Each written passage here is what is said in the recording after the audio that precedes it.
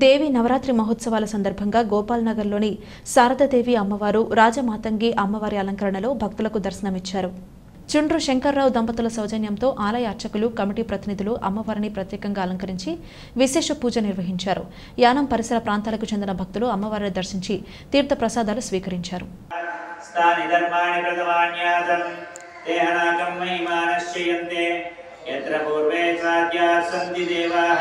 శోభనార్థం పునరాగమనాయ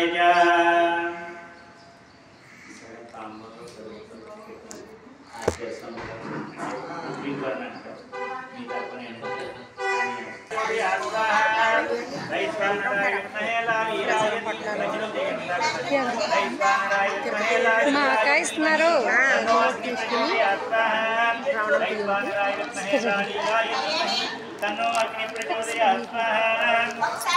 video అండి వస్తున్నాను. ఇంకా చెప్పలేదండి, చెప్పాక చెప్తానండి. నేను ఉండవే అక్కడ స్టోరీలన్నీ నన్ను ఎందుకు నేను చేసే పని చేయకుండా నన్ను